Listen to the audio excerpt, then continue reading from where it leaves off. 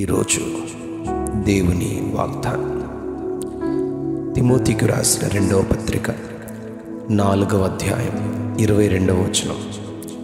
ప్రభువు నీ ఆత్మకు తోడయుండును గాక. ప్రభువు నీ ఆత్మకు తోడయుండును గాక. కృప మీకు తోడయుండును గాక. అపోస్తలుడైన పౌలు క్రొత్త నిబంధన గ్రంథంలో ఎంతో ప్రాముఖ్యమైన వాడుగా మనకు కనిపిస్తాడు. దమస్కు గేటు దగ్గర దేవుడు తన వెలుగుతో సౌలుగానున్న తనను దర్శించి ఆ వెలుగును ప్రకటించడానికి సాక్షిగా ఉండుటకు ఏర్పరచుకున్నాడు. అన్యజనులకు అపోస్తలునిగా ఉండుటకు పిలిచి ఎన్నో మిషనరీ ప్రయాణాలలో అనేక మంది యవనస్తులను, ఎన్నో కుటుంబాలను క్రీస్తు కొరకు సంపాదించాడు. తిమోతి కూడా వారిలో ఒకడు. ఈ తిమోతికి ఎన్నో హెచ్చరికలు చేస్తూ ఈ 2 పత్రికలను తనకు రాస్తూ ఎన్నో పరిచర్యలోని మెళుకువలు నేర్పిస్తాడు తిమోతికి. తన పోలికలో స్వరూపంలో మానవులను సృజించిన దేవుడు మానవుని మంటితో నిర్మించి వారి నాసికారంధ్రములలో జీవవాయువును ఊది నరుని జీవాత్మగా చేస్తారు కనుక మనుష్యులలో దేవుడు ఉంచిన తన ఆత్మ, ప్రాణము, శరీరములను మనం కలిగి ఉన్నాం. ఈ నిర్మాణంలో ప్రాముఖ్యమైనది ఆత్మ. ఇది దేవుని స్వరూపము, ఆయన పోలిక. అలాగే శరీరము కూడా ఎంతో ప్రత్యేకమైనది. ఈ నిర్మాణాన్ని దేవుడు తన చేతులతోనే నేలమంటితో నరుని రూపాన్ని నిర్మించినట్లుగా మనం గమనిస్తాం.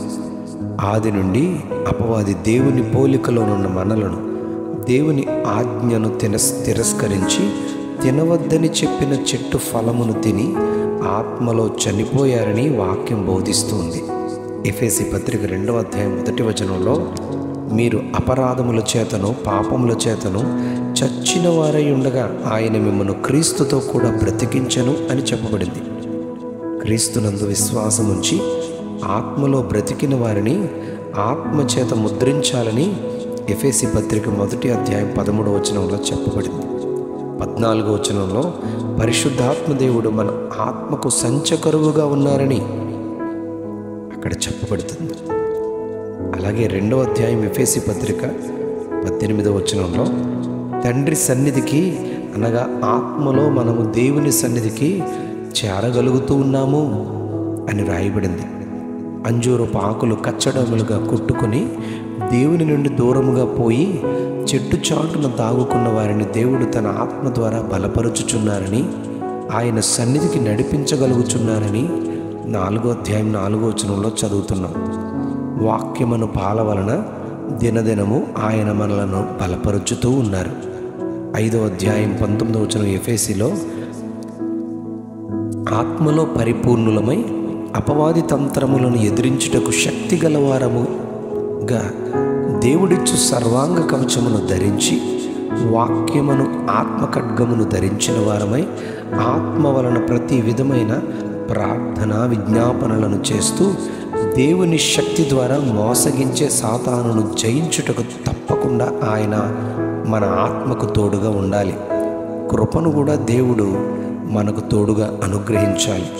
లేకపోతే కీర్తన గ్రంథం 124వ కీర్తన మొదటి 3 వచనం ప్రకారం యెహోవా మనకు తోడై ఉండని ఎడల ప్రాణముతోనే మృంగివేసి ఉందురు అని అపవాది యొక్క తంత్రములను గూర్చి దావీదు చెబుతాడు.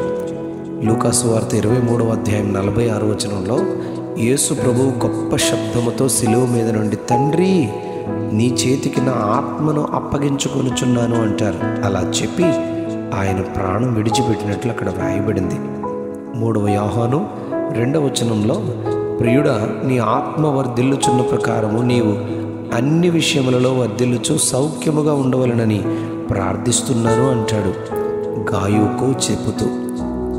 అన్నిటిలో వర్ధిల్లుట అనేది కేవలం మన ఆత్మలో వర్ధిల్లినప్పుడే పొందుకుంటాం గనుక సాతాను మనలను ఆత్మలో దాడి చేస్తూ ఆత్మలో మనం కృంగిపోతూ ఆత్మలో దేవునికి మనం దూరమైపోవాలని వాడు ఎన్నో శతవిధాల ప్రయత్నం చేస్తాడు. కనుక అపోస్తలుడైన పౌలు తాను పరిచర్య సువార్తను ప్రకటించిన చోట్లనెల్లా అక్కడి వారు ఆత్మలో బలముగా ఎంతో ఎదుగునట్లుగా దేవుని కృపను సమృద్ధిగా పొందుకోవాలని దీవిస్తాడు.